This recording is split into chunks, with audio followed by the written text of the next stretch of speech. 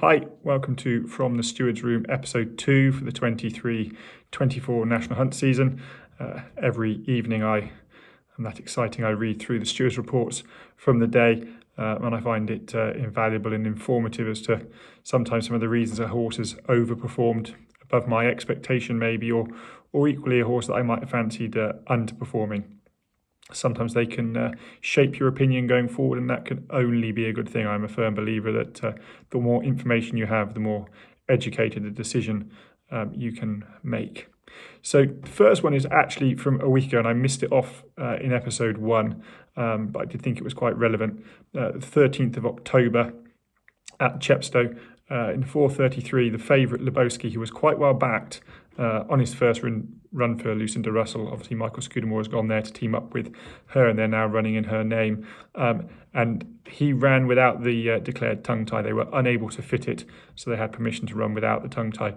And he ran quite keen, weakened in the closing stage and finished 5th. Now, that was his first run after a wind-up. They were obviously hoping to combine the wind-up with a tongue tie, as many trainers do. And they just couldn't get the tongue tie on. It is quite fiddly. I'm going to do a video on Sunday just demonstrating how a tongue tie goes on and how it works. But it is quite fiddly, especially when a horse is buzzed up, ready to run. But he's had a tongue tie on before. It wasn't the first time having a tongue tie, so it's clearly something that he's able to tolerate. So I'd be interested to see what they do next time, whether they declare a tongue tie.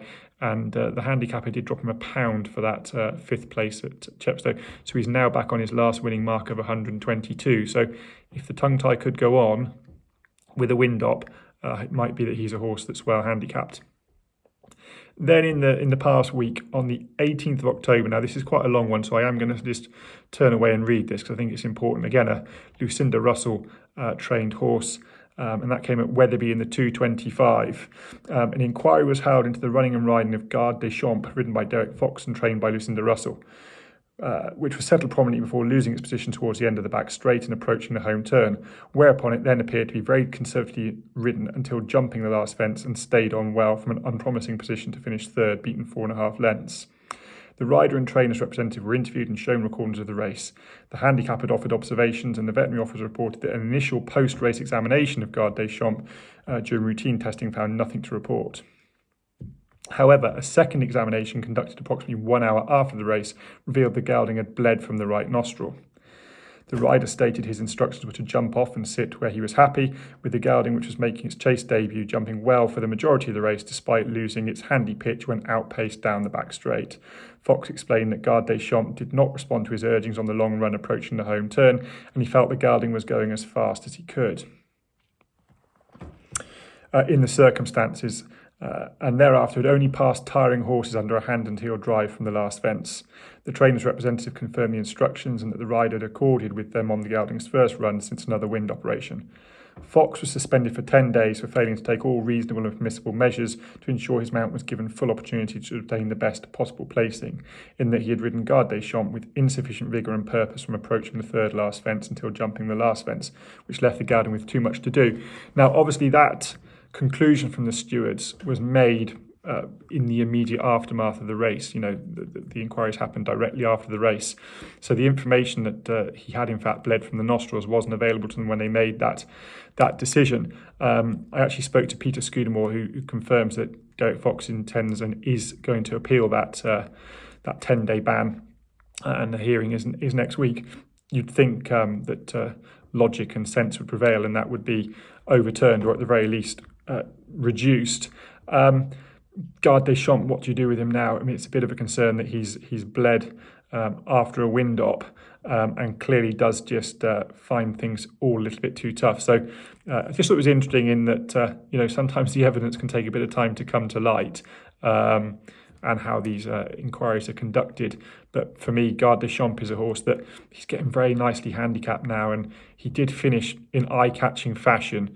But it might just be that he's a horse just to watch until he perhaps shows that he's able to go through his races without having an issue.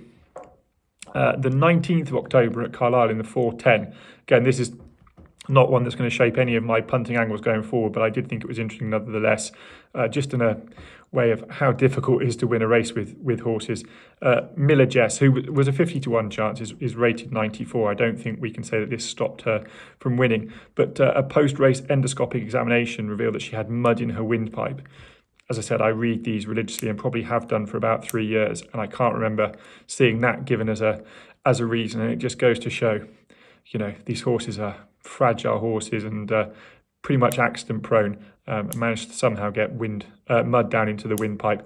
Like I said, she might find a race. She's rated 94. She looks to be struggling really, but I thought it was just an interesting addition to the Stewards notes nevertheless. And then on the 22nd of October at Sedgefield, the 4:25, the Richard Newton trained Jesuitique in the Durham National finished third. I think if you backed him, and he appeared to be pretty popular when I sort of scroll through Twitter, you sometimes see people putting up their fancy for the day, and I saw him on more than one occasion. It's not an overly big horse. This 3 mile 5 trip I thought was going to suit him better, but he finished third and sort of travelled well and jumped well in the main, then lost his pitch in the closing stages and did rally well up the hill in fairness to him. But a post-race veterinary examination revealed that he was finished lame on his left fore. That might just explain why his jumping fell apart, sort of landing obviously down from a fence puts a lot of weight and pressure through their front legs. So if they're sore, that could perhaps explain why he wasn't really wanting to let himself go over his fences, and his jumping was not anywhere near as good in the closing part of the race as it was through the main. So he might be one that if they can get him back to full health, and it doesn't say the extent of the injury, let's hope it's nothing serious, he might come back, and it might be one that you fancy chancing again at a later date over that sort of trip. And then finally, on the 23rd of this month, which is Monday at Plumpton, the 4:15 Tapley, trainer Susie Smith reported that Tapley scoped dirty post-race. I just thought he was interesting because he ran one of his better races for a long time in the main, and then from about 3 out weakened and finished quite tamely. But he's now down £4 below his last winning mark. Be interesting to see if the handicapper drops him any further from that. I think he's a horse that's perhaps starting to look quite interestingly handicapped, and you can maybe put a line through that run. Let's hope and I would expect to see them give him a little bit of time now before seeing him out again. But if he does appear in sort of a 3 weeks, 4 weeks time, it might be a horse that I'd be interested in having a look at in a race of the correct grade. So that concludes from the Stewards Room episode 2. If you've got any questions, if you've seen anything that you thought the stewards missed or might have reported on, or something that I might have missed, then do drop me a message on Twitter or drop a comment in the comment section on YouTube, and I'll take a look at it. As ever, please do like and subscribe. Tell your friends. I'm committed to trying to keep this sort of 3 videos a week forthcoming for the next few months through the winter. And let's hope we find some interesting information and also a few winners.